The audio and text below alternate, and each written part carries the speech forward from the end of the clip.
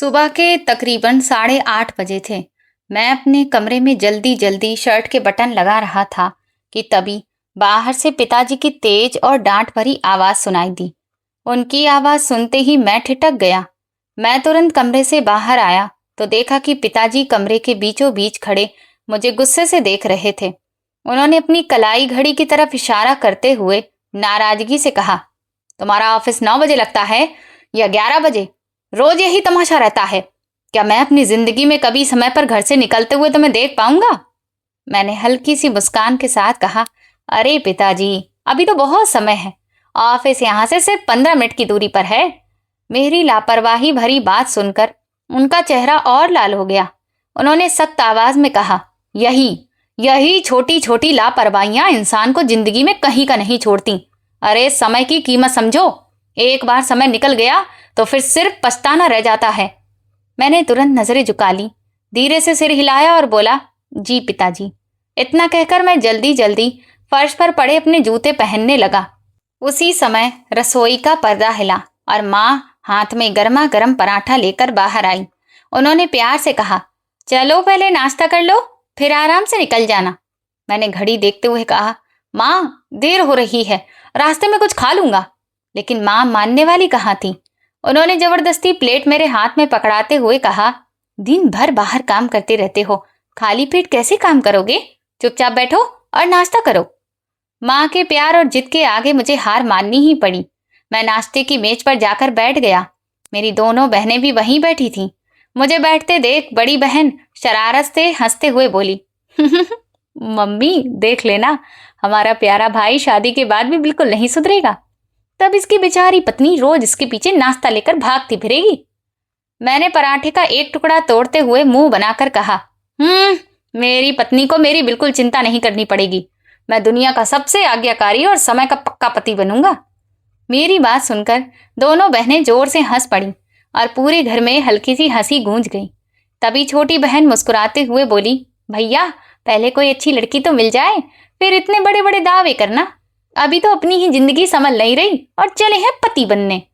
मैंने हंसते हुए जवाब दिया, पहले तुम दोनों की शादी हो जाए फिर मेरी चिंता करना। उनकी बातें सुनकर माँ के चेहरे पर एक ऐसी मुस्कान आ गई जिसमें सुकून भी था और अपनापन भी। उन्होंने प्यार से मेरी प्लेट में आम का अचार रखा और बोली, मैं अपनी आंखों से तुम तीनों भाई बहनों की खुशियां देख लूं, यही ख्वाहिश है। तुम सबको अपने घर परिवार में खुश देख लूं। उसके बाद अगर मेरी सांस भी रुक जाए तो मुझे कोई अफसोस नहीं रहेगा। उसी समय पिताजी भी अपने कमरे से निकल कर आए और धीरे से कुर्सी पर बैठ गए। उन्होंने कांपते हाथों से चाय का कप उठाया और मेरी तरफ देखते हुए गंभीर आवाज में कहा, सुनो बेटा, आज ऑफिस से सीधे घर आना। दोस्तों के साथ इधर उधर मत रुकना और ना ही किसी होटल में बैठना, सीधे घर आना। मैंने हैरानी से पूछा, क्यों पिताजी, कोई खास बात है क्या? उन्होंने चाय की चुस्की लेते हुए सिर्फ इतना कहा, आज शाम तुम्हें मेरे साथ एक जरूरी जगह चलना है, तैयार रहना। मुझे लगा शायद किसी रिश्तेदार या जान पहचान वाले के यहाँ जाना होगा, इसलिए मैंने आगे कुछ नहीं पूछा। नाश्ता खत्म करके मैं उठा, माँ के हाथ से अपना बैग लिया, उनके पैर छुए और घर से बाहर निकल आया। बाहर आकर मैंने अपनी बाइक स्टार्ट की और ऑफिस के लिए निकल पड़ा। ऑफिस पहुंचते ही काम का पहाड़ मेरा इंतजार कर रहा था। महीने का आखिरी हफ्ता था, इसलिए मेरी टेबल पर फाइलों का ढेर लगा हुआ था। दोपहर के आसपास जब काम थोड़ा कम हुआ तो मैं एक जरूरी फाइल लेकर दूसरे शहर वाले ऑफिस पहुंचा। वहां सामने वाली टेबल पर एक लड़की बहुत आराम से कुछ कागज व्यवस्थित कर रही थी। शायद पहली बार मैंने उसे इतने ध्यान से देखा था। वो इतनी सीधी सादी थी कि उसके आसपास हो रही बातें, हंसी मजाक या शोर का उस पर कोई असर नहीं पड़ रहा था। वो पूरी तरह अपने काम में लगी हुई थी। मैंने चुपचाप फाइल उसके सामने रख दी। उसने सिर उठाकर मेरी तरफ देखा और शांत लेकिन साफ आवाज में बोली, इसके साथ ये फॉर्म भी लगा दीजिए, तभी मैं इसे आगे भेज पाऊंगी। मैं थोड़ा झिझकते हुए बोला, वो मेरे पास ये फॉर्म नहीं है। बिना कुछ कहे उसने अपनी दराज खोली, एक फॉर्म निकाला और मेरी तरफ बढ़ा दिया। फिर हल्की गंभीरता से बोली, अगली बार फाइल पूरी करके लाइएगा। अधूरी फाइल आने से पूरा काम रुक जाता है और सबका समय खराब होता है। उसकी आवाज में ना गुस्सा था ना दिखावा, बस अपने काम के प्रति जिम्मेदारी थी जिसने मुझे बहुत प्रभावित किया। मैंने हल्की मुस्कान के साथ कहा, ठीक है मैडम, अगली बार पूरी तैयारी करके ही आऊंगा। मैं वापस अपनी सीट पर आ गया, लेकिन पता नहीं क्यों मेरा मन बार बार उसी तरफ खिंचने लगा। शाम तक किसी न किसी छोटी फाइल का बहाना बनाकर मैं 2-3 बार उसकी टेबल तक गया और हर बार उसे उसी तरह चुपचाप अपने काम में डूबा पाया। शाम को ऑफिस की छुट्टी हुई तो मैं बाहर निकला। उसी समय वो भी बाहर आई। बाहर उसके पिताजी उसका इंतजार कर रहे थे। उन्होंने आगे बढ़कर प्यार से उसके हाथ से भारी बैग ले लिया और दोनों मुस्कुराते हुए साथ साथ घर की तरफ चल दिए। न जाने क्यों वो छोटा सा दृश्य मेरे दिल को छू गया। पहली बार मुझे इतनी गहराई से महसूस हुआ कि दुनिया की चमक दमक से ज्यादा सुकून अपने लोगों के साथ और सादगी भरी जिंदगी में होता है। मुझे बिल्कुल अंदाजा नहीं था कि इस साधारण सी शाम के पीछे मेरी जिंदगी का सबसे अंधेरा दौर मेरा इंतजार कर रहा है। ये छोटी छोटी खुशियां दरअसल आने वाले तूफान से पहले की आखिरी राहत थी। उस शाम जब मैं थका हुआ घर पहुंचा तो देखा कि पिताजी दरवाजे पर ही तैयार खड़े मेरा इंतजार कर रहे थे। मुझे देखते ही उन्होंने घड़ी की तरफ देखा और जल्दी से बोले, जाओ जल्दी कपड़े बदलो, पहले ही देर हो चुकी है। मैं तुरंत अपने कमरे में गया, कपड़े बदले और कुछ ही मिनटों में वापस आ गया। हम दोनों बाहर खड़ी कार की तरफ बढ़े। पिताजी आगे वाली सीट पर बैठ गए और मैंने गाड़ी चला दी। सड़क के दोनों तरफ लगी स्ट्रीट लाइटों की हल्की रोशनी में गाड़ी आगे बढ़ रही थी। तभी मैंने धीरे से पूछा, पिताजी हम इतनी रात को अचानक कहाँ जा रहे हैं? उन्होंने सड़क की तरफ देखते हुए कहा, एक बहुत पुराने और खास दोस्त का घर है, काफी दिनों से बुला रहे थे, आज समय मिला तो सोचा मिलते चलते हैं। कुछ देर बाद हम एक शांत इलाके में बने छोटे लेकिन बहुत सुंदर घर के सामने पहुंचे। घर के अंदर जाकर दोनों पुराने दोस्तों की बातें शुरू हो गईं। पुराने दिनों की यादें, पुराने किस्से और बीती बातें देर तक चलती रहीं। मैं एक कोने में सोफे पर चुपचाप बैठा उनकी बातें सुनता रहा। जब हम वापस लौट रहे थे तो रास्ते में पिताजी ने चुप्पी तोड़ते हुए कहा, बेटा जिंदगी बहुत छोटी होती है, इसलिए अपने रिश्तों को हमेशा संभाल कर रखना। अच्छे और सच्चे लोग हर किसी की किस्मत में नहीं होते। मैंने पूरी इज्जत के साथ उनकी बात पर सिर हिला दिया। तब मुझे बिल्कुल भी नहीं पता था कि अपने अपनों की कही हुई यही बातें एक दिन मेरी सबसे कीमती यादें बन जाएंगी। इसके बाद के कुछ दिन बिल्कुल सामान्य और सुकून भरे गुजरे। मैं रोज सुबह उठता, नाश्ता करता और समय पर ऑफिस चला जाता। शाम को जब थक कर घर लौटता तो घर का माहौल मेरी सारी थकान दूर कर देता। हमेशा की तरह माँ मेरे लिए गर्म चाय बनाकर इंतजार करती। कभी बड़ी बहन मेरे पास बैठकर अपने कॉलेज की बातें सुनाने लगती तो कभी छोटी बहन अपनी नई नई फरमाइशों की लंबी लिस्ट लेकर मेरे सामने आ जाती। हमारा छोटा सा घर हमेशा हंसी मजाक से भरा रहता था। घर में सिर्फ एक ही इंसान ऐसा था जिसकी एक बात या एक इशारा हम सबको तुरंत गंभीर बना देता था, और वो थे हमारे पिताजी। वे बहुत कम बोलते थे लेकिन उनकी हर बात हमारे लिए आदेश जैसी होती थी। उधर ऑफिस में भी अब मेरा आना जाना उसी शहर में ज्यादा होने लगा था जहां वो शांत और सादगी पसंद लड़की काम करती थी। धीरे धीरे ऑफिस के लोगों से बातों बातों में मुझे उसका नाम पता चला। उसका नाम श्रेया था। वो अपने नाम की तरह ही बहुत खूबसूरत थी। ऑफिस की दूसरी लड़कियों की तरह वो बेवजह गपशप में समय बर्बाद नहीं करती थी। ऑफिस खत्म होते ही वो बिना कहीं रुके सीधे अपने घर चली जाती। कई लड़के उससे दोस्ती करने की कोशिश करते या बेवजह बातें शुरू करते, लेकिन वो हमेशा सिर्फ काम की बात करती और फिर तुरंत अपनी सीट पर जाकर काम में लग जाती। पता नहीं क्यों उसकी यही सादगी और समझदारी मुझे बहुत अच्छी लगने लगी थी। एक दिन दोपहर को मैं ऑफिस की कैंटीन में अकेला बैठकर चाय पी रहा था कि तभी श्रेया अपनी एक सहकर्मी के साथ वहां आई और चाय लेने लगी। कैंटीन में काफी भीड़ थी। सभी टेबल भरी हुई थी। सिर्फ मेरी टेबल के सामने वाली 2 कुर्सियां खाली थी। उसकी सहकर्मी मेरे पास आई और बड़े विनम्र तरीके से बोली, जी अगर आपको कोई परेशानी ना हो तो क्या हम यहाँ बैठ सकते हैं? मैंने तुरंत मुस्कुराकर कहा, बिल्कुल आराम से बैठिए। दोनों ने धन्यवाद कहा और सामने आकर बैठ गईं। वे आपस में बातें कर रही थीं। मेरा उनसे कोई लेना देना नहीं था, लेकिन तभी उनकी बातचीत का एक वाक्य मेरे कानों में पड़ा। श्रेया की सहकर्मी चाय की चुस्की लेते हुए मुस्कुराकर बोली, तुम हर महीने अपनी पूरी तनख्वाह घर वालों को क्यों दे देती हो? थोड़ा अपने लिए भी खर्च किया करो, कुछ अपने लिए भी बचा लिया करो। श्रेया के चेहरे पर जरा भी परेशानी नहीं आई। उसने बिल्कुल शांत आवाज में कहा, पापा की तबीयत पहले जैसी नहीं रहती, अक्सर बीमार रहते हैं। ऐसे में उस घर की जिम्मेदारी निभाना मेरा फर्ज है। अगर मैं सिर्फ अपनी खुशी के बारे में सोचूंगी तो घर कैसे चलेगा? उसकी ये बातें सुनकर मेरे मन में उसके लिए जो सम्मान था वो और बढ़ गया। पहली बार मुझे दिल से महसूस हुआ कि असली खूबसूरती चेहरे में नहीं बल्कि इंसान की सोच, उसकी सच्चाई में होती है। यही सब सोचता हुआ जब उस शाम मैं घर लौटा तो देखा कि माँ और मेरी दोनों बहनें डाइनिंग रूम में बैठकर धुले हुए कपड़े तय कर रही थीं। मैं भी बिना कुछ सोचे उनके पास फर्श पर बैठ गया। इतने में छोटी बहन शरारत से मेरी जेब से मोबाइल निकालते हुए हंसकर बोली, जरा मैं भी तो देखूं आजकल हमारे भैया किससे इतनी देर तक मोबाइल पर लगे रहते हैं। कहीं किसी का कोई खास मैसेज तो छिपा कर नहीं रखा। मैंने जैसे ही मोबाइल हाथ में लिया तभी मेरी छोटी बहन झट से आगे बढ़ी और मेरे हाथ से मोबाइल छीनते हुए झुंझलाकर बोली, भैया हर समय मोबाइल में झांकने की आदत कब छोड़ोगे? बस हर वक्त मोबाइल देखने में लगे रहते हो। इतने में बड़ी बहन को मुझे छेड़ने का मौका मिल गया। वो मुस्कुराते हुए बोली, अरे अरे कुछ तो गड़बड़ है, वरना हमारा सीधा साधा भाई अपना मोबाइल इतनी घबराहट में कभी नहीं छीनता।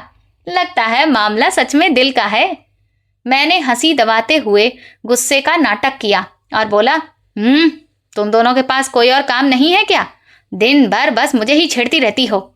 हमारी नोक-झोंक सुनकर रसोई के दरवाजे पर खड़ी माँ हल्का सा मुस्कुराई। फिर उन्होंने बड़े प्यार से मेरी तरफ देखा और धीरे से पूछा, अच्छा बेटा एक बात पूछूं? अगर तुम्हें कोई लड़की पसंद है तो साफ साफ बता देना। बाद में ये मत कहना कि घर वालों ने तुम्हारी पसंद नहीं पूछी। माँ की बात सुनकर मैं कुछ पल के लिए बिल्कुल चुप हो गया।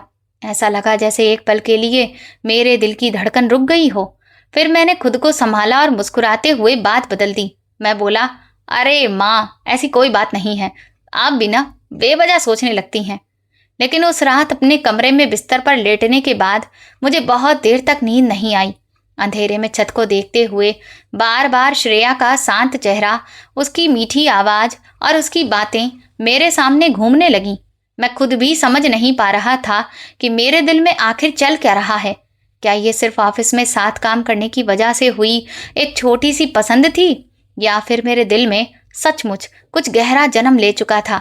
इन्हीं उलझनों के बीच कई दिन निकल गए। एक दिन ऑफिस में अचानक एक बहुत जरूरी नई फाइल आ गई। मैनेजर के कहने पर उस फाइल पर मुझे और श्रेया को साथ मिलकर काम करना था। कई घंटों की मेहनत के बाद जब फाइल पूरी हो गई और ऑफिस का माहौल थोड़ा शांत हुआ, तब मैंने हिम्मत जुटाई। मेरा दिल बहुत तेज धड़क रहा था। कांपती आवाज में मैंने उससे कहा, वो अगर आपको बुरा ना लगे तो क्या मैं आपसे एक बात पूछ सकता हूँ?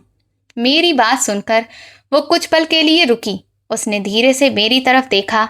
उसके चेहरे पर हल्की सी मुस्कान थी जिसने मेरे दिल की धड़कन और बढ़ा दी। उसने फाइल मेज पर रखते हुए शांत आवाज में कहा, जी पूछिए। मैंने हिम्मत करके उसकी आंखों में देखते हुए कहा, आप हमेशा इतनी गंभीर और शांत क्यों रहती हैं? पूरे ऑफिस में इतना हंसी मजाक चलता रहता है, लेकिन आपने कभी खुद को उसमें शामिल नहीं किया। कभी कभी खुलकर मुस्कुरा भी लिया कीजिए। मेरी बात सुनकर उसके चेहरे पर एक हल्की सी उदास मुस्कान आ गई। उसने गहरी सांस ली और बहुत शांत आवाज में कहा, हर इंसान की जिंदगी एक जैसी नहीं होती। कुछ लोग बहुत खुशकिस्मत होते हैं जिन्हें अपनी जिंदगी खुलकर जीने का मौका मिलता है, लेकिन कुछ लोग ऐसे भी होते हैं जिनके कंधों पर छोटी उम्र में ही घर की इतनी बड़ी जिम्मेदारियां आ जाती हैं कि उनके लिए मुस्कुराना भी एक शौक बनकर रह जाता है। उसकी बात सुनकर मैं अंदर तक हिल गया। मैंने भावुक होकर कहा, लेकिन इसका मतलब ये तो नहीं कि आप अपनी सारी खुशियां ही भूल जाएं। कभी कभी इंसान को अपने लिए भी जीना चाहिए। जिंदगी बार बार नहीं मिलती। मेरी बात सुनकर वो कुछ पल तक चुप रही। उसने नजरें झुका ली। हमारे बीच एक अजीब सी खामोशी फैल गई। कुछ देर बाद उसने सिर उठाया और भरी हुई लेकिन मजबूत आवाज में कहा, मैं भी यही सब सोचती हूँ। मेरा भी मन करता है कि बिना किसी चिंता के जीऊं, लेकिन क्या करूं? इस दुनिया में हर इच्छा पूरी नहीं होती। कुछ सपने सिर्फ सपने बनकर ही रह जाते हैं। इतना कहकर उसने मुझे कुछ और बोलने का मौका भी नहीं दिया। उसने अपनी फाइल उठाई और वापस अपने काम में लग गई। लेकिन उसकी हर बात, उसकी आवाज और उसकी आंखों में छिपा दर्द मेरे दिल में हमेशा के लिए बस गया। उस दिन उसकी कुछ ही बातों ने मेरे अंदर एक तूफान खड़ा कर दिया। शाम को जब मैं ऑफिस से घर लौटा तो पूरे रास्ते वही बातें मेरे दिमाग में घूमती रहीं। मैं बहुत थका हुआ था, लेकिन उससे कई ज़्यादा मेरा मन बोझिल था।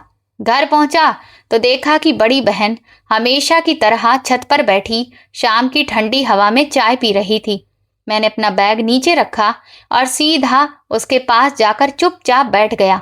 उसने एक घूंट चाय पी और मेरे उदास चेहरे को देखकर तुरंत समझ गई कि बात कुछ गंभीर है। मैंने धीरे से कहा, मुझे तुमसे एक बहुत ज़रूरी बात करनी है, सुनोगी? मेरी कांपती आवाज़ सुनकर वो तुरंत सीधी होकर बैठ गई और बोली, क्या हुआ भैया? आज तुम्हारा चेहरा बता रहा है कि बात बहुत गंभीर है, जल्दी बताओ। मैंने मुस्कुराने की कोशिश की, लेकिन इस बार मुस्कान भी मेरा साथ नहीं दे रही थी। मैंने गला साफ किया, हिम्मत जुटाई और धीमी आवाज में कहा, वो ऑफिस में एक लड़की है, वो सबसे अलग है। पता नहीं क्यों, लेकिन मेरा दिल उसके लिए धड़कने लगा है। मेरी बात सुनकर बड़ी बहन कुछ पल तक मुझे देखती रही, फिर उसके चेहरे पर एक प्यारी सी मुस्कान आ गई। वह हंसते हुए बोली, अच्छा, तो आखिरकार हमारे जिद्दी भाई को भी कोई पसंद आ ही गई है। मैं तो कब से इस दिन का इंतजार कर रही थी। मैंने तुरंत हाथ उठाकर उसे रोका और बोला, रुको, मेरी बात पूरी सुनो। अभी ये बात सिर्फ हमारे बीच रहेगी, घर में किसी को मत बताना। पहले मुझे ये तो पता चल जाए कि वो मेरे बारे में क्या सोचती है। कहीं ऐसा ना हो कि मैं ही अकेला ये सब महसूस कर रहा हूँ। मेरी बात सुनकर बड़ी बहन ने प्यार से मेरा हाथ पकड़ लिया। उसने मेरे हाथ पर अपना हाथ रखते हुए कहा, ठीक है भैया, मैं अभी किसी को कुछ नहीं बताऊंगी, लेकिन एक बात हमेशा याद रखना, जिंदगी का इतना बड़ा फैसला लेने से पहले सबसे पहले पिताजी से बात करना। बड़ी बहन की ये बात मेरे दिल में उतर गई। मैंने चुपचाप सिर हिला दिया। उस समय मुझे बिल्कुल भी नहीं पता था कि किस्मत ने मेरे लिए एक बिल्कुल अलग और डरावना रास्ता तैयार कर रखा है। और वो दिन अब ज्यादा दूर नहीं था। सुबह जब मैं ऑफिस पहुंचा तो मौका देखकर मैंने श्रेया से बातचीत करना शुरू किया। कुछ ही दिनों में हमारी अच्छी दोस्ती हो गई। वो अपनी कई प्रॉब्लम्स के बारे में मुझे बताती थी और मैं बहुत ही शांत तरीके से उसकी समस्याओं को सुनता था, जिससे उसे सुकून मिलता था। वो कहती थी कि तुम ही वो व्यक्ति हो जिससे मैं अपनी प्रॉब्लम कह पाती हूँ, वरना अभी तक तो मैं सब अपने मन में ही रखा करती थी। धीरे धीरे हमारी दोस्ती गहरी होती चली गई। उसके बाद मैंने एक दिन श्रेया को प्रपोज किया और उसे अपने दिल की बात बताई कि कैसे मैं उसे पसंद करता हूँ और धीरे धीरे अब उससे बहुत गहरा प्रेम करने लगा हूँ। मेरी बात सुनकर श्रेया कुछ पल के लिए खामोश हो गई, फिर बहुत देर सोचने के बाद बोली, सच तो ये है कि मैं भी आपको पसंद करने लगी हूँ। जो रिश्ता दोस्ती से शुरू हुआ था, आज आगे बढ़कर मेरे मन में भी प्यार की जगह ले चुका है। लेकिन कहने से डरती थी, क्योंकि आपके मन में क्या है मुझे नहीं पता था। अगर आप सिर्फ दोस्ती ही रखना चाहते हैं तो कहीं मेरे इजहार करने पर हमारी दोस्ती ना खराब हो जाए, इसीलिए मैंने अपने दिल की बात नहीं कही। लेकिन हकीकत यही है कि मैं भी आपको पसंद करती हूँ। पहली बार मुझे कोई ऐसा व्यक्ति मिला है जिसने मेरी बातों को सुनने की कोशिश की है, मेरी तकलीफ को समझने की कोशिश की है, जिसके साथ वक्त बिताकर मुझे अच्छा लगता है, जिससे बातें करके मुझे सुकून मिलता है। मैं भी आपसे प्यार करने लगी हूँ। आप मेरे सबसे अच्छे दोस्त होने के साथ साथ मेरी मोहब्बत भी हैं। यही हकीकत है। ये सुनकर मैं बहुत खुश हुआ। मैंने कहा, श्रेया, मैंने तो जब तुम्हें पहली बार ही देखा था तभी तुमने मेरे दिल को छू लिया था। तुम्हारी अच्छाई, तुम्हारे अपने काम के प्रति लगन, तुम्हारा व्यवहार मुझे काफ़ी पसंद आया था। और पहली बार जब मैंने तुम्हें देखा था तभी मेरे दिल का झुकाव तुम्हारी तरफ हो गया था। फिर धीरे धीरे मैंने तुम्हारे बारे में जानने की कोशिश की और तुमसे बात करना शुरू किया, क्योंकि मोहब्बत की शुरुआत अगर दोस्ती से हो तो वो और मजबूत हो जाती है, क्योंकि दोस्तों के सामने हम अपने दिल को ज़्यादा अच्छे से खोलकर बात कर सकते हैं, जिससे रिश्ते में गहराई और ज़्यादा आ जाती है। और मोहब्बत में अगर दोस्ती भी शामिल हो तो ज़िंदगी बहुत खूबसूरत हो जाती है, क्योंकि दो सबसे मजबूत रिश्ते उम्र भर के लिए आपके साथ जुड़ जाते हैं, जहां आप दिल खोल कर बात भी कर सकते हैं और प्यार भी कर सकते हैं। श्रेया की आंखें भर आईं। कुछ देर बात करने के बाद कैंटीन से हम वापस ऑफिस में आए और फिर अपने काम में लग गए। आज घर लौटते हुए मैं बहुत खुश था, क्योंकि मेरी मोहब्बत ने मुझे स्वीकार लिया था और सबसे अच्छी बात थी कि वो भी मुझसे मोहब्बत करती है। और अब मैं सोच रहा था कि सही समय देखकर मैं घर में भी इस बारे में बता दूंगा। और यही सोचते सोचते मैं कब घर पहुंच गया मुझे पता ही नहीं चला। रात का खाना खाने के बाद पिताजी ने मुझे अपने कमरे में बुलाया। मैं थोड़ा घबराया हुआ उनके कमरे में पहुंचा। जैसे ही अंदर गया वहां का नजारा देखकर मेरे कदम वहीं रुक गए। पिताजी के सामने सोफे पर उनके पुराने दोस्त बैठे थे। उनके चेहरे पर गंभीरता साफ दिखाई दे रही थी। मैंने धीरे से उन्हें नमस्ते की और कमरे के एक कोने में रखी कुर्सी पर जाकर बैठ गया। कुछ पल तक कमरे में पूरी खामोशी छाई रही। फिर अंकल ने हल्की मुस्कान लाने की कोशिश की और पिताजी की तरफ देखते हुए बोले, अगर आपकी इजाजत हो तो मैं वो बात कहूं जिसके लिए आज रात यहाँ आया हूं। पिताजी ने धीरे से सिर हिलाया और बोले, हाँ, अब आप बात कर ही दीजिए। मैं कभी पिताजी का चेहरा देख रहा था, कभी अंकल का। मेरा दिल इतनी तेज धड़क रहा था कि उसकी आवाज मुझे खुद सुनाई दे रही थी। मुझे बिल्कुल अंदाजा नहीं था कि अगले कुछ मिनटों में जो बात सामने आने वाली है वो मेरी पूरी जिंदगी बदल देगी। तभी अंकल ने मेरी तरफ देखा और प्यार भरी लेकिन गंभीर आवाज में कहा, बेटा, अब तुम छोटे नहीं रहे। नौकरी भी अच्छी चल रही है और सब कुछ ठीक है। इसीलिए हमने सोचा है कि अब घर में एक और खुशी का मौका आ जाना चाहिए। मैं बिल्कुल चुप बैठा उनकी हर बात सुनता रहा। मेरे मन में पहले ही अंदाजा हो गया था कि बात शादी की ही होगी, लेकिन मुझे जरा भी अंदाजा नहीं था कि आगे क्या सुनने वाला हूँ। तभी पिताजी ने गहरी सांस लेते हुए कहा, बेटा, तुम्हारे अंकल तुम्हारे लिए एक रिश्ता लेकर आए हैं। पहले पूरी बात शांति से सुनो, फिर सोच समझकर जवाब देना। मैंने होठों पर जीभ फेरते हुए धीरे से कहा, जी पिताजी, आप बताइए। तब अंकल आगे झुकते हुए बोले, देखो बेटा, तुम्हें तो पता ही है कि हमारी एक ही बेटी है, काव्या। मेरी इच्छा है कि वो इसी घर की बहू बने, अपने ही लोगों के बीच रहे। मैं ये सुनकर बिल्कुल सुन्न रह गया। मेरी चुप्पी को अंकल ने मेरी शर्म समझ लिया। उन्होंने आगे कहा, और मैं एक बात और चाहता हूँ, रिश्ता सिर्फ एक तरफ का नहीं होना चाहिए। मेरी बेटी काव्या इस घर में आए और बदले में तुम्हारी दोनों बहनों की शादी मेरे दोनों बेटों से हो जाए। इससे हमारा रिश्ता हमेशा के लिए और मजबूत हो जाएगा। ये सुनते ही मेरे पूरे शरीर में जैसे सिहरन दौड़ गई। मैंने घबराकर पिताजी की तरफ देखा, लेकिन वो बिल्कुल शांत बैठे थे, जैसे पत्थर का बुत हो। मैंने पिताजी की तरफ देखा। उनके चेहरे से साफ पता चल रहा था कि उन्हें इस फैसले की पहले से ही पूरी जानकारी थी और वे अंकल की बात से पूरी तरह सहमत थे। माँ भी पास वाले सोफे पर चुपचाप बैठी थी। उन्होंने एक बार दर्द भरी नजरों से मेरी तरफ देखा, लेकिन उनके होठों से एक शब्द भी नहीं निकला। वो जानती थी कि घर के बड़े जो फैसला कर देते हैं उसमें उनकी कोई बात नहीं मानी जाएगी। पूरा कमरा ऐसी खामोशी से भरा हुआ था कि जैसे किसी ने समय को रोक दिया हो। इतनी गहरी चुप्पी थी कि किसी की सांसों की आवाज भी साफ सुनाई दे रही थी। अंकल ने माहौल हल्का करने की कोशिश करते हुए मेरी तरफ देखा और बोले, तो बेटा, अब तुम बताओ, इस रिश्ते के बारे में तुम्हारी क्या राय है? तुम्हारी मंजूरी है ना? मैंने गहरी सांस ली। आंखें बंद करते ही मेरे सामने सिर्फ एक चेहरा आया, श्रेया का चेहरा। मैं जानता था कि अगर आज मैं डरकर चुप रह गया तो पूरी जिंदगी खुद की नजरों में गिर जाऊंगा। मैंने पूरी हिम्मत जुटाई, कांपती आवाज को संभालते हुए साफ शब्दों में कहा, अंकल, मुझे माफ कर दीजिए, लेकिन मैं ये रिश्ता स्वीकार नहीं कर सकता। मेरी बात सुनते ही कमरे में बैठे सभी लोग जैसे सन्न रह गए। अंकल के चेहरे की मुस्कान पल भर में गायब हो गई। उनका चेहरा गुस्से से लाल हो गया। उन्होंने तेज आवाज में कहा, क्यों? इस रिश्ते में ऐसी क्या कमी है कि तुम साफ मना कर रहे हो?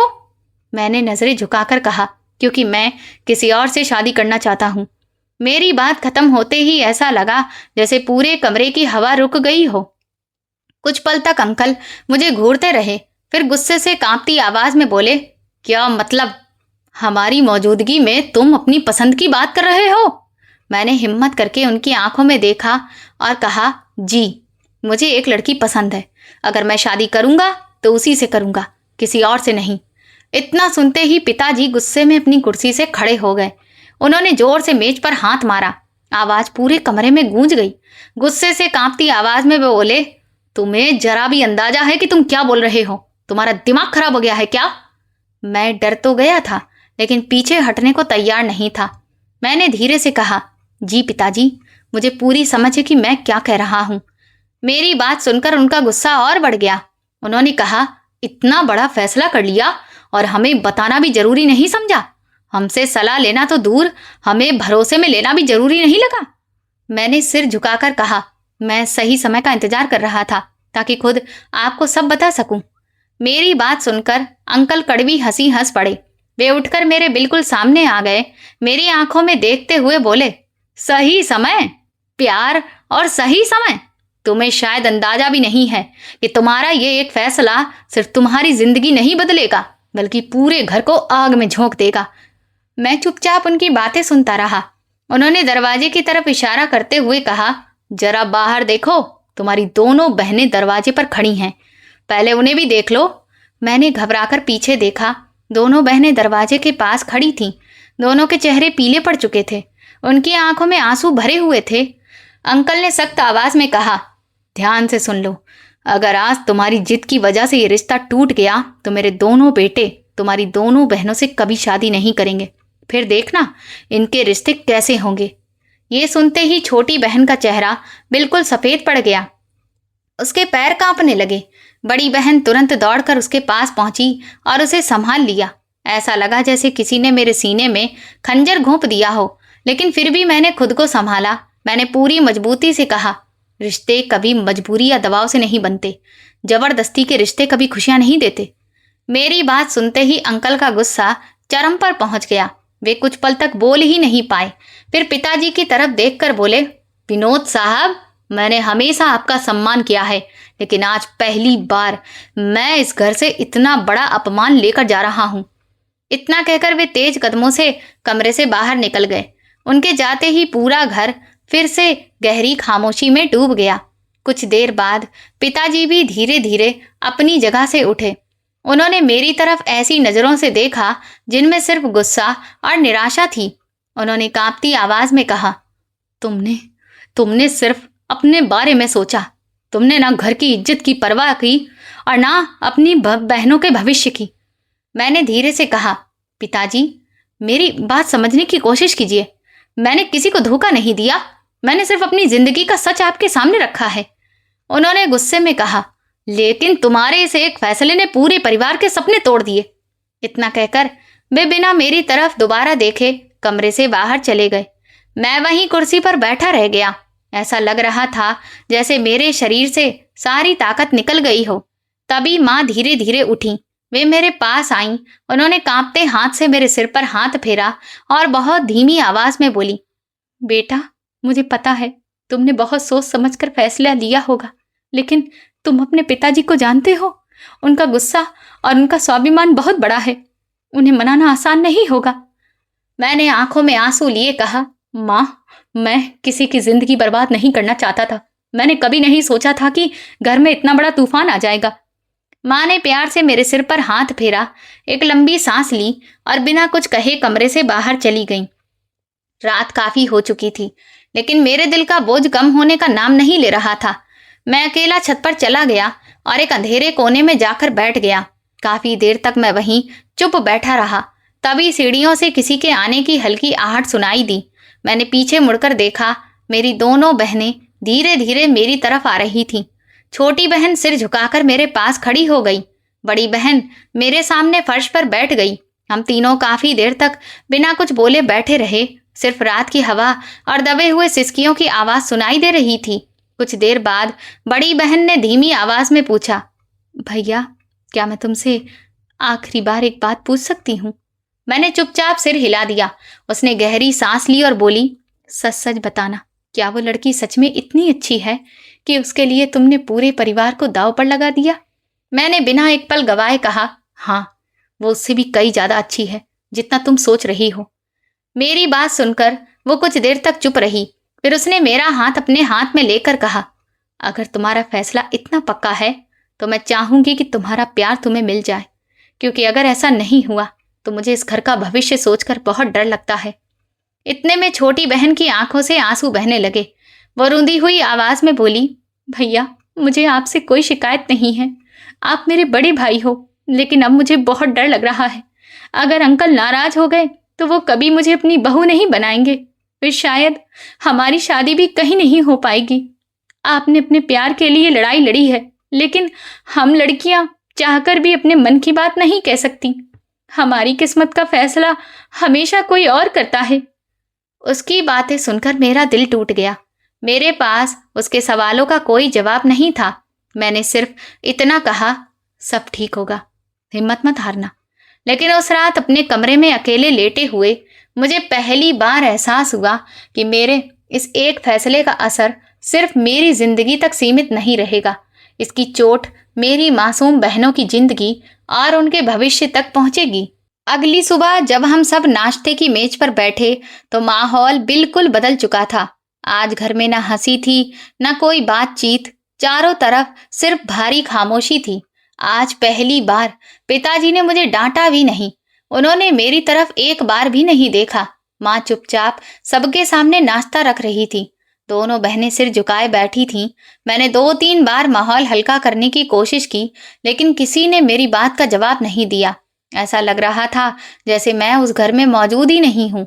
कुछ देर बाद पिताजी बिना कुछ बोले उठे। उन्होंने सिर्फ इतना कहा, मैं ऑफिस जा रहा हूँ, और बिना मेरी तरफ देखे घर से बाहर निकल गए। मैं भी भारी मन से ऑफिस जाने के लिए तैयार हुआ। घर से निकलते समय मेरी नज़र रसोई के पास खड़ी माँ पर पड़ी। वे अकेले बर्तन समेट रही थीं। मैं उनके पास गया और धीमी आवाज में पूछा, माँ, पिताजी अभी भी मुझसे बहुत नाराज है ना? माँ कुछ पल चुप रही, फिर खिड़की की तरफ देखते हुए बोली, बेटा, पिता का दिल बाहर से चाहे कितना भी कठोर लगे, अंदर से बहुत नरम होता है। लेकिन इस समय उनके स्वाभिमान को बहुत ठेस पहुंची है। इसलिए कोई ऐसा कदम मत उठाना जिससे इस घर का सब कुछ हमेशा के लिए टूट जाए।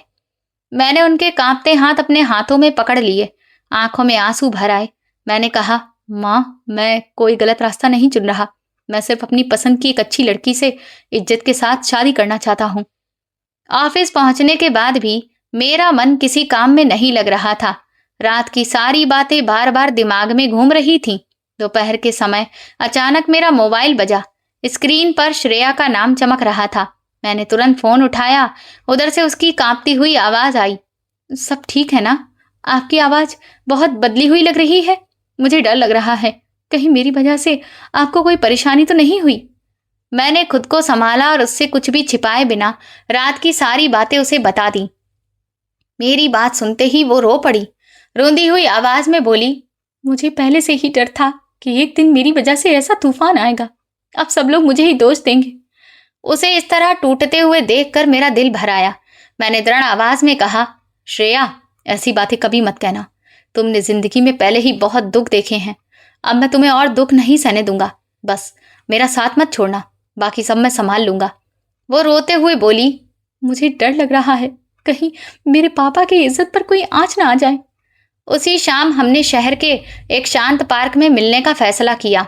जब मैं वहां पहुंचा तो वो एक बेंच पर बैठी लगातार रो रही थी। उसका चेहरा बिल्कुल पीला पड़ गया था, आंखें सूज चुकी थीं। उसे उस हालत में देखकर मेरा दिल भर आया। हम दोनों काफी देर तक बिना कुछ बोले बैठे रहे। चारों तरफ अजीब सी उदासी फैली हुई थी। कुछ देर बाद उसने आंसुओं से भरी आंखों से मेरी तरफ देखा और बहुत धीमी आवाज में पूछा, अगर आपके पिताजी किसी भी कीमत पर इस रिश्ते के लिए तैयार नहीं हुए और इस वजह से आपका पूरा घर टूटने लगा, तब आप क्या करेंगे? मुझे एक पल भी नहीं लगा। मैंने पूरे आत्मविश्वास, हिम्मत और दृढ़ता के साथ उसकी आंखों में देखते हुए कहा, दुनिया में चाहे कुछ भी हो जाए, हालात कितने भी खराब क्यों ना हो जाए, मैं अपनी जिंदगी में तुम्हारे अलावा किसी और के साथ शादी करने की सोच भी नहीं सकता। मैं हर मुश्किल से तुम्हारी रक्षा करूंगा और तुम्हें अपने घर जरूर लेकर जाऊंगा। तुम्हें डरने की जरूरत नहीं है। मेरी बात सुनकर वो काफी देर तक मेरी आंखों में देखती रही। फिर उसकी आंखों में खुशी और प्यार के आंसू भर आए। उसने मेरा कांपता हुआ हाथ अपने हाथों में लिया और धीरे से बोली, मुझे आपसे बस इसी बात की उम्मीद थी।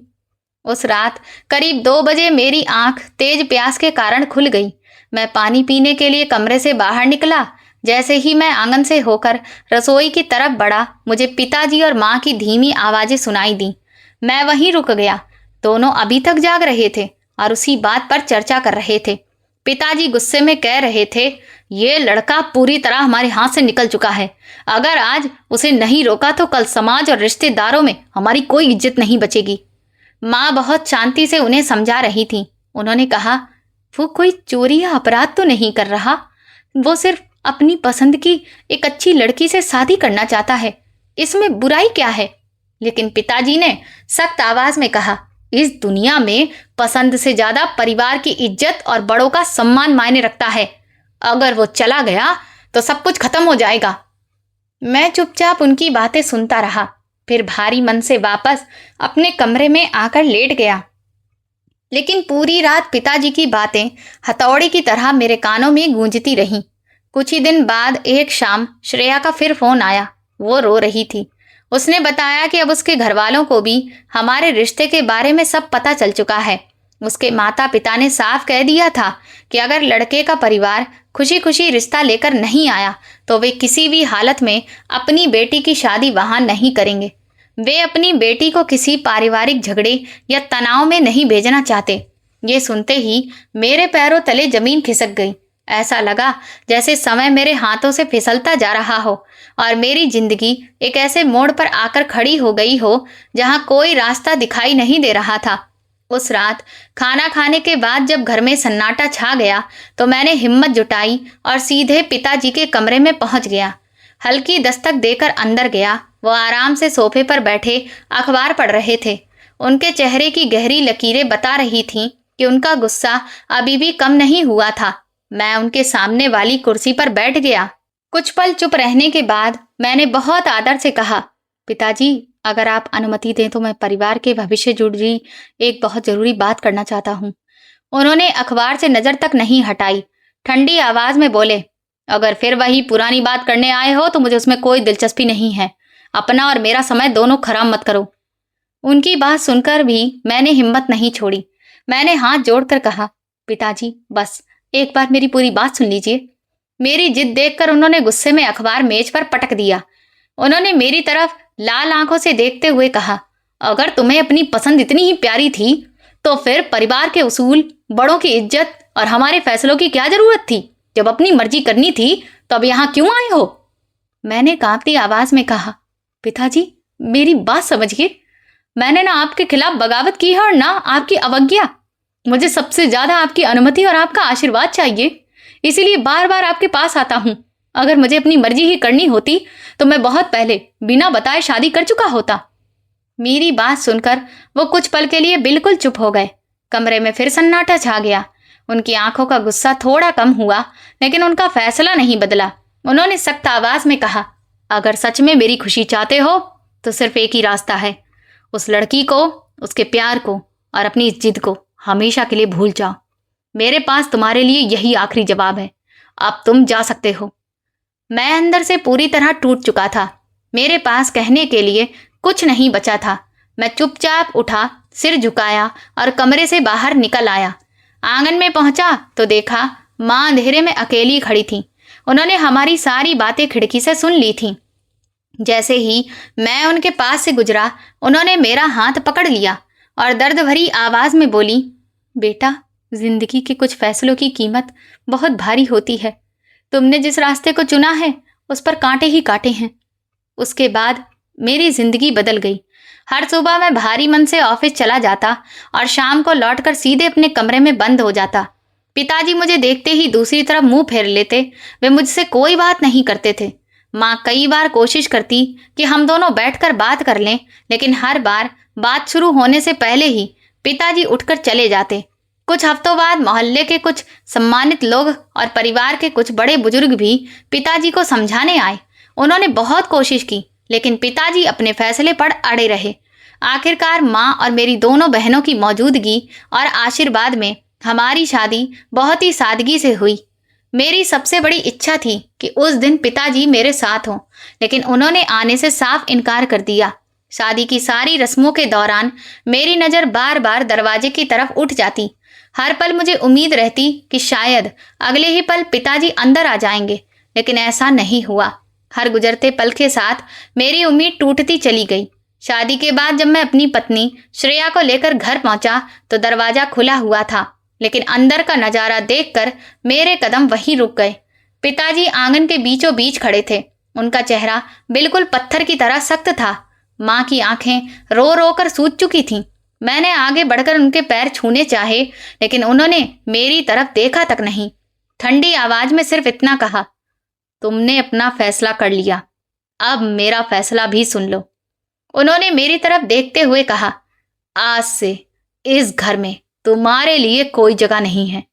ये सुनते ही माँ फूट फूट कर रोने लगी। वो बार बार कह रही थी, ऐसा मत कीजिए, वो आपका अपना बेटा है, अगर उससे गलती हुई है तो उसे माफ कर दीजिए। लेकिन पिताजी का दिल नहीं पिघला।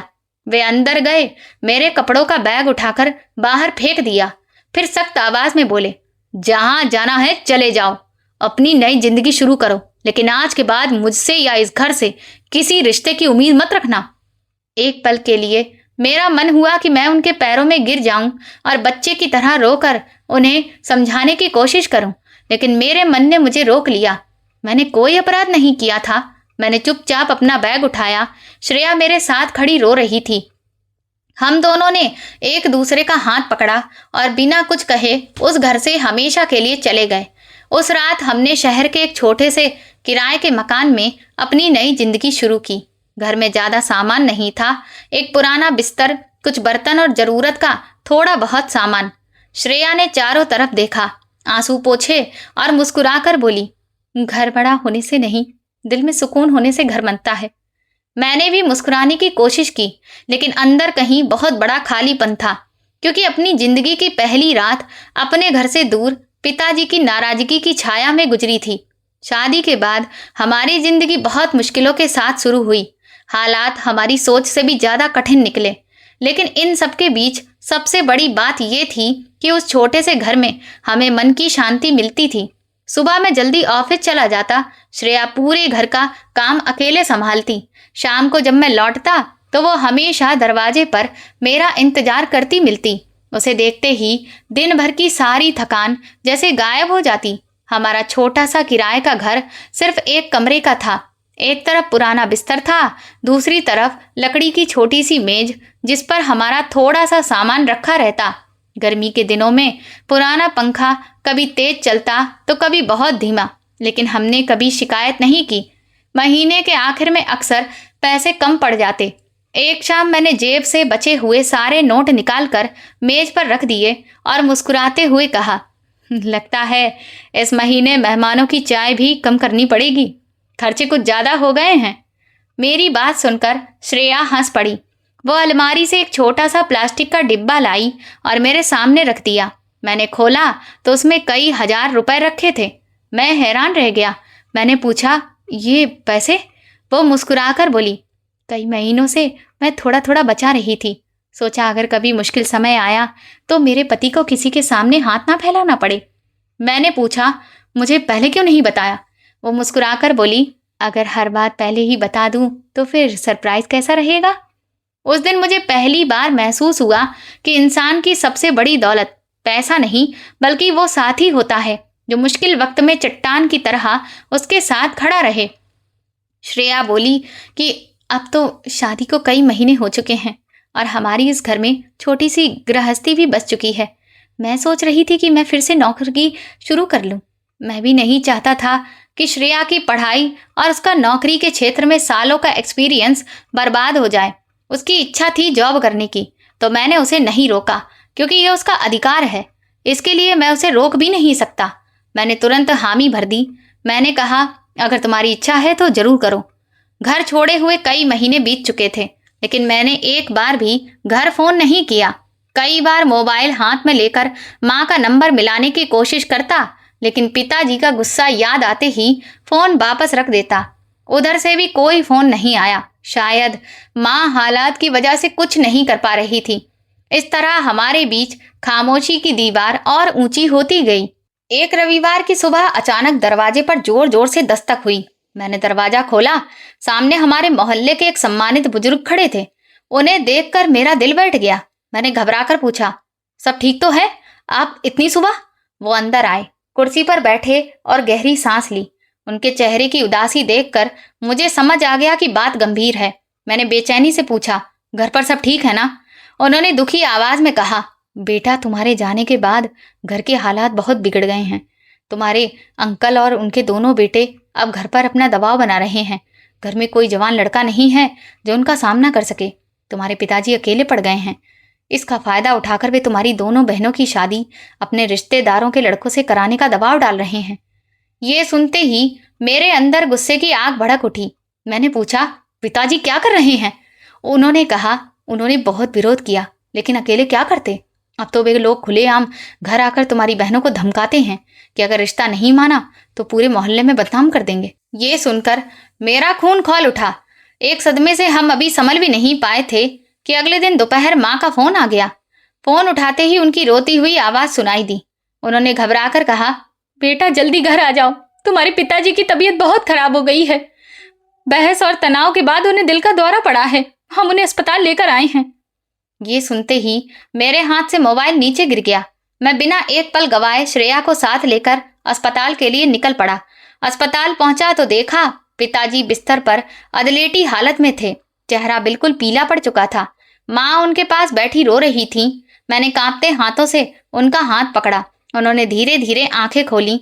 मुझे देखकर उनकी कमजोर आवाज में सिर्फ 2 शब्द निकले, तुम आ गए। मेरे लिए इससे बड़ी खुशी दुनिया में कोई नहीं थी। मैं फूट फूट कर रोते हुए उनके पैरों में गिर पड़ा।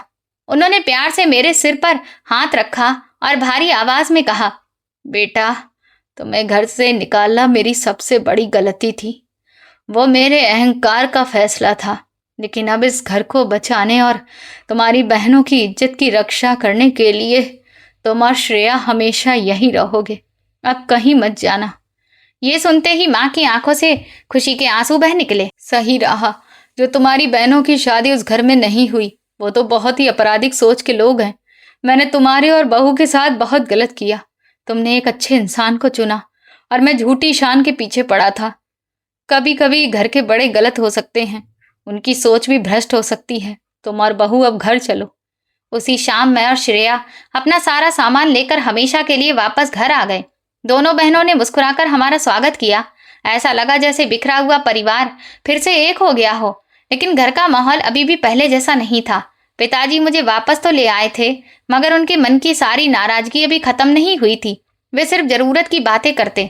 मैं हमेशा यही सोचता रहता कि शायद उन्होंने मुझे अभी पूरी तरह माफ नहीं किया है, लेकिन असली तूफान अभी बाकी था। एक शाम जब मैं रोज की तरह काम से थका हुआ घर लौटा तो देखा कि घर के बाहर मोहल्ले के बहुत सारे लोग जमा थे। मुख्य दरवाजा खुला हुआ था।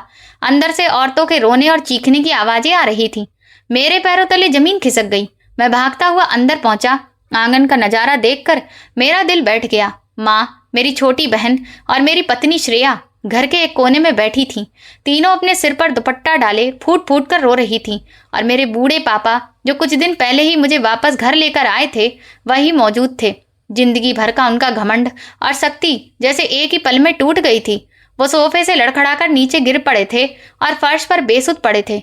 उनका चेहरा बिल्कुल सफेद पड़ चुका था और बड़ी मुश्किल से उनकी सांस चल रही थी। ये मंजर देखकर मेरी दुनिया ही उजड़ गई। मैं कांपते हुए माँ के पास गया और चीख कर बोला, माँ क्या हुआ? हमारे घर पर अचानक कौन सी मुसीबत टूट पड़ी? माँ फूट फूट कर रो पड़ी। हाथ जोड़कर कांपती आवाज में बोली, बेटा बेटा जब से तुम घर छोड़कर गए हो, तुम्हारे अंकल और उनके दोनों बेटे तरुण और विकास की नीयत हमारी जमीन और पुश्तैनी जायदाद पर लग गई थी। वे किसी भी कीमत पर सब कुछ अपने नाम कराना चाहते थे। आज दिन दहाड़े जब घर में तुम नहीं थे, वो लोग जबरदस्ती घर में घुस आए। उन्होंने तुम्हारी बड़ी बहन को अपने साथ ले गए। जाते जाते धमकी देकर गए हैं कि अगर हमने जमीन और घर के सारे कागज उनके नाम नहीं किए तो वे तुम्हारी बहन को कभी वापस नहीं आने देंगे। माँ की बात सुनते ही मेरे पैरों तले जमीन खिसक गई। ऐसा लगा जैसे आसमान टूटकर मेरे सिर पर गिर पड़ा हो।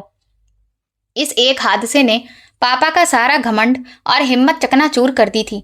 सदमा इतना बड़ा था कि वो सोफे से गिरकर बेहोश हो गए। मैंने बिना एक पल गवाए माँ, छोटी बहन और अपनी पत्नी श्रेया की मदद से पापा को उठाया। उन्हें कार की पिछली सीट पर लिटाया और पूरी रफ्तार से शहर के सबसे बड़े अस्पताल की तरफ निकल पड़ा। पूरे रास्ते मेरा दिल जोर जोर से धड़क रहा था। बार बार पीछे मुड़कर पापा का पीला चेहरा और उनकी टूटती सांसें देखता तो अंदर से बिखर जाता। अस्पताल पहुंचते ही मैं जोर जोर से मदद के लिए चिल्लाया। नर्सें और वार्ड बॉय दौड़ते हुए आए। स्ट्रेचर लाया गया और पापा को तुरंत इमरजेंसी में ले जाया गया। हम सब बाहर कांपते हुए खड़े रहे। थोड़ी देर बाद एक वरिष्ठ डॉक्टर बाहर आए। उनके चेहरे पर चिंता साफ दिखाई दे रही थी। उन्होंने मुझे अलग बुलाकर गंभीर आवाज में कहा, देखो बेटा, इन्हें बहुत बड़ा हार्ट अटैक आया है। इनकी हालत बेहद नाजुक है। इन्हें तुरंत आईसीयू में ले जाकर बड़ा ऑपरेशन करना पड़ेगा। इसके लिए अभी लाखों रुपए जमा करने होंगे, तभी इलाज शुरू हो पाएगा। डॉक्टर की बात सुनकर मेरी आंखों के आगे अंधेरा छा गया। उस समय मेरी जेब में दवा खरीदने तक के पैसे नहीं थे। लाखों रुपए तो बहुत दूर की बात थी। मैं वहीं अस्पताल के ठंडे फर्श पर बैठ गया। ऐसा लग रहा था जैसे मेरी पूरी दुनिया खत्म हो गई हो। एक तरफ पापा जिंदगी और मौत के बीच लड़ रहे थे, दूसरी तरफ डॉक्टर लाखों रुपए मांग रहे थे और मेरी बहन उन लोगों के कब्जे में थी। माँ, छोटी बहन और मेरी पत्नी श्रेया इमरजेंसी वार्ड के बाहर रो रही थी। मेरे पास न बहन को बचाने का कोई रास्ता था और न पापा का इलाज कराने के लिए पैसे। मैं बिल्कुल टूट चुका था। तभी माँ धीरे धीरे मेरे पास आई। उन्होंने कांपता हुआ हाथ मेरे कंधे पर रखा और बोली, बेटा, इस वक्त रोने से कुछ नहीं होगा। अगर अपने पापा की जान बचानी है तो तुरंत घर जाओ। घर की तिजोरी में कुछ पुराने गहने रखे हैं, उन्हें बेचकर जितने पैसे मिले लेकर तुरंत अस्पताल आ जाओ। माँ की बात सुनकर जैसे मेरे अंदर फिर से जान आ गई। मैं तुरंत श्रेया के साथ कार लेकर घर पहुंचा। सुनसान घर का दरवाजा खोला और माँ के बताए स्थान से गहने निकाल लिए, लेकिन उन्हें देखते ही समझ गया कि इतने गहनों से भी ऑपरेशन का खर्च पूरा नहीं होगा। मैं सिर पकड़कर बैठ गया। तभी श्रेया मेरे पास आई। उसने मेरा हाथ पकड़कर कहा, इतनी चिंता क्यों कर रहे हो? मेरे पास भी कुछ गहने हैं और थोड़ी सी बचत भी, जो मैंने मुश्किल वक्त के लिए संभाल कर रखी थी। उसने अपने सारे गहने मेरे सामने रख दिए और बोली, इन्हें भी बेच दीजिए। मेरे लिए इस दुनिया में सबसे कीमती चीज आपके पापा की जान और आपके परिवार की इज्जत है। उसका बड़ा दिल देखकर मेरी आंखों में आंसू आ गए। मैंने सारे गहने समेटे और सीधे शहर के मशहूर सुनार की दुकान पर पहुंच गया। हाथ जोड़कर उससे कहा, भाई साहब, जल्दी जल्दी पैसे दे दीजिए। मेरे पापा अस्पताल में जिंदगी और मौत से लड़ रहे हैं। सुनार ने गहनों का वजन किया, उनकी कीमत लगाई और पैसों से भरा बैग मेरे हाथ में दे दिया। मैं वो बैग लेकर पागलों की तरह अस्पताल की तरफ भागा। कार बाहर छोड़कर सीधे कैश काउंटर की तरफ दौड़ा। मेरा दिल इतनी तेजी से धड़कने लगा कि जैसे सीने से बाहर निकल आएगा। मैंने तुरंत पैसे जमा करवाए। पापा का इलाज पहले ही शुरू हो चुका था। मैंने कहा कि उनके इलाज में कोई कमी मत छोड़िएगा। पैसे की आप चिंता मत कीजिए। मैंने पैसे जमा करवा दिए और आगे भी जरूरत पड़ी तो मैं कहीं से भी इंतजाम करके लेकर आऊंगा। डॉक्टर ने पापा का इलाज शुरू कर दिया। कुछ घंटे ऑपरेशन करने में लगे। सभी की हालत खराब थी। रो रो कर आंखें सूज चुकी थीं। कुछ देर बाद डॉक्टर ऑपरेशन थिएटर से बाहर निकले तो उन्होंने मेरे कंधे पर हाथ रखा और बोले कि ऑपरेशन सफल रहा, लेकिन अभी आपके पापा को रिकवर होने में समय लगेगा और आप लोग अभी उनसे नहीं मिल सकते क्योंकि वो होश में नहीं है। इसलिए बेहतर होगा कि अब आप घर जाइए, जिससे आप भी थोड़ा रेस्ट कर लेंगे। फिर कल आप वापस आ जाइएगा। इस वक्त वैसे भी आपके पिताजी आईसीयू में ही रहेंगे, उनसे कोई भी नहीं मिल सकता। वो 24 घंटे डॉक्टर की निगरानी में ही रहेंगे। मैंने माँ को समझाया। वो आने को तैयार नहीं थी, पर मैंने बोला कि यहाँ खड़े रहने का कोई फायदा नहीं है और डॉक्टर ने बोला है कि ऑपरेशन सफल हुआ है। मैं नहीं चाहता कि अब आपकी तबीयत खराब हो। आप देख रहे हैं कैसी हालत हो गई है हमारे घर की। मेरे समझाने पर वो घर आने को तैयार हो गई। उसके बाद हम लोग घर वापस लौट आए। जब हम घर वापस आ रहे थे तो घर के बाहर मेरी नज़र अंकल के दोनों बेटों पर पड़ी जो वहीं खड़े हुए थे। उन्हें देखते ही मेरे भीतर दबा हुआ तूफान फट पड़ा। मैं दौड़ कर गया और तरुण की बांह पकड़कर उसे जमीन पर पटक दिया और चीखते हुए बोला, मेरी बहन कहाँ है? उसे अभी मेरे सामने लेकर आ, वरना आज यहीं तुझे जिंदा नहीं छोड़ूंगा। मेरी पूरी देह गुस्से और दर्द से कांप रही थी। मैं उसके कॉलर को पकड़े रोता रहा। तुम लोग मेरी बहन को लेकर गए और उसी सदमे ने मेरे पिता को आईसीयू में पहुंचा दिया। मेरी बहन मुझे वापस कर दो। मेरी चीखें सुनकर पूरे मोहल्ले के लोग इकट्ठा हो गए। मैंने पूरी ताकत से उसे धक्का देकर दूर फेंका और चिल्लाकर कहा, आज के बाद अगर तुम दोनों इस मोहल्ले या मेरे घर के आसपास भी दिखाई दिए तो मैं पुलिस को बुला लूंगा और तुम लोगों पर केस करूंगा। मोहल्ले वालों ने भी गुस्से में आकर उन दोनों को वहां से भगा दिया। वे अपमानित होकर गली से भाग निकले और मैं रोता हुआ वापस घर लौट आया। मेरी बड़ी बहन अभी भी उनकी कैद में थी। मैंने अपने आंसू पोंछे, दिल को मजबूत किया और बिना एक पल गवाए सीधे पुलिस थाने पहुंचा। थाने के गेट पर पहुंचते ही मैंने इंस्पेक्टर के सामने हाथ जोड़ दिए और अपनी बहन के साथ हुए व्यवहार की तथा पिता की हालत की पूरी घटना सुना दी। मैं रोते हुए बोला, मेरी बहन को उन लोगों के चुंगल से छुड़ा लीजिए, वरना मेरा घर हमेशा के लिए बर्बाद हो जाएगा। मेरी हालत देखकर पुलिस ने तुरंत एक बड़ी टीम तैयार की। मैं खुद पुलिस की गाड़ी में बैठकर उन्हें उस सुनसान जगह पर ले गया जहां मुझे शक था कि मेरी बहन को बंदी बनाकर रखा गया है। पापा के मुंह से मैंने उनके दोस्त के पुराने घर के बारे में सुना था।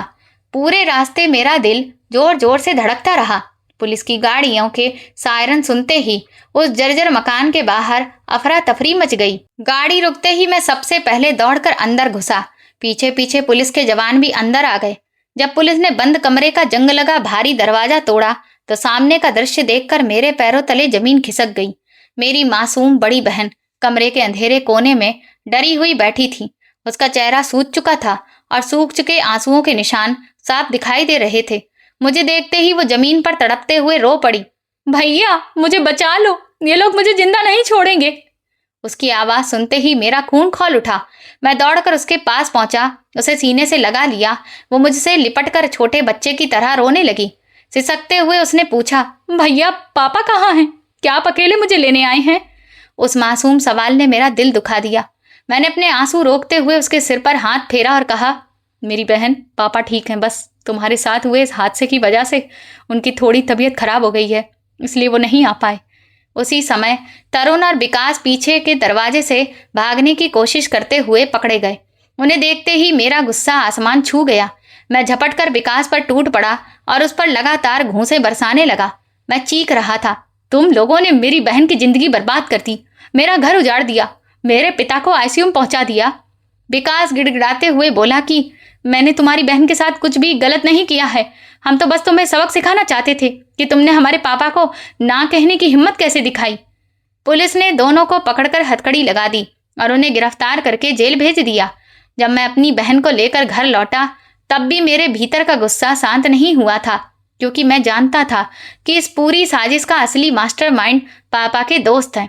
मैंने तुरंत पुलिस को उनके घर ले जाकर उसे सबके सामने गिरफ्तार करवाया। पुलिस जब उन्हें हथकड़ी लगाकर बाहर लाई तो पूरे मोहल्ले के लोग इकट्ठा हो गए। लोग उसे धिक्कारने लगे। सब उसे उसके लालच और विश्वासघात के लिए कोसने लगे। आखिरकार पुलिस ने अंकल को भी गिरफ्तार कर लिया। बाद में अदालत ने तीनों को 5 साल की सजा सुनाई। मैं अपनी बहन को सम्मान और सुरक्षा के साथ वापस घर ले आया। ऐसा लगा मानो इस दुनिया के हर अन्याय का अंत हो गया हो। और मेरे पिता भी कुछ दिनों बाद अस्पताल से घर आ गए। मोहल्ले वाले जब उन्हें देखने आते तो वो उन लोगों को यही समझाते कि समाज और रुतबे को देखकर अपने बच्चों की जिंदगी बर्बाद मत करना, जैसे मैंने की है। उनकी पसंद को प्रमुखता देना और खुद भी अगर उनके लिए कोई रिश्ता देखना तो रुतबे से पहले उनका व्यवहार देखना, वो कैसे इंसान हैं। ये देखना अगर तुम्हारे बच्चे किसी को पसंद करते हैं और उनकी पसंद का इंसान अच्छा है तो उन्हें उनकी पसंद का जीवन साथी चुनने का पूरा अधिकार है। उनके साथ बुरा व्यवहार मत करना, बल्कि उनकी पसंद को खुले दिल से स्वीकारना। पिताजी ने फैसला किया कि अब वो मेरी बहनों की शादी अभी कुछ साल नहीं करेंगे, बल्कि वो उन्हें पढ़ाएंगे और उन्हें उनके पैरों पर खड़ा होना सिखाएंगे, जिससे उन्हें कमजोर न समझा जाए। 1 साल बाद मेरी बड़ी बहन की एक सरकारी स्कूल में टीचर के पद पर नौकरी लग गई और छोटी बहन यूपीएससी की तैयारी कर रही है। घर में खुशियां एक बार फिर से वापस आ चुकी हैं। श्रेया घर में एक नए मेहमान को लाने वाली है, जिसका सबको बेसब्री से इंतजार है। श्रेया ने इस घर की आर्थिक स्थिति को ठीक करने में काफी मदद की। उसने मेरे कंधे से कंधा मिलाकर मेरा साथ दिया। आज वो भी ऑफिस में मैनेजर की पोस्ट पर है और मैं अब दूसरी मल्टीनेशनल कंपनी में एचआर की पोस्ट पर काम कर रहा हूँ। आप हमारे घर के आर्थिक हालात भी सुधर चुके हैं। दोस्तों, हर इंसान को अपनी पसंद का जीवन साथी चुनने का अधिकार है। अगर किसी व्यक्ति ने अपने दिए खुद से जीवन साथी का चयन किया है तो समाज और झूठी शान के लिए उसके साथ गलत व्यवहार नहीं करना चाहिए, बल्कि अगर उसका चुना गया व्यक्ति एक अच्छा इंसान है तो उसे खुले दिल से स्वीकारना चाहिए, क्योंकि जीवन साथी का रिश्ता वही बेहतर होता है जिसकी नींव खुशियों और प्रेम पर रखी गई होती है। जबरदस्ती से थोपे गए रिश्ते अक्सर सफल नहीं हो पाते हैं, या फिर समाज को दिखाने के लिए चल तो रहे होते हैं लेकिन बोझ बन जाते हैं। किसी भी परिस्थिति में कानून अपने हाथ में ना लें और हर समस्या का समाधान कानूनी एवं शांतिपूर्ण तरीके से करें। तो दोस्तों, आप किस शहर से हमारी कहानी सुन रहे हैं और आपको ये कहानी पसंद आई हो तो कमेंट करके जरूर बताएं। इस वीडियो को लाइक करें, शेयर करें और हाइप दें। साथ ही चैनल को सब्सक्राइब करना ना भूलें। और अगर आपको मेरी मेहनत पसंद आई हो तो मुझे सुपर थैंक्स देकर अपना प्यार और सपोर्ट ज़रूर दिखाएं, ताकि मैं आपके लिए ऐसी ही शानदार कहानियां लाती रहूं। ये कहानी पूर्णतः काल्पनिक है तथा केवल मनोरंजन और सामाजिक संदेश देने के उद्देश्य से लिखी गई है। कहानी के सभी पात्र, घटनाएं, संवाद, स्थान और परिस्थितियां लेखक की कल्पना पर आधारित हैं। यदि इनका किसी वास्तविक व्यक्ति, घटना, संस्था या स्थान से कोई साम्य प्रतीत होता है तो वो मात्र संयोग है। कहानी में दर्शाए गए अपराध, अपहरण, हिंसा, धमकी या अन्य नकारात्मक घटनाओं का किसी भी प्रकार से समर्थन, महिमा मंडन या प्रोत्साहन नहीं किया गया है।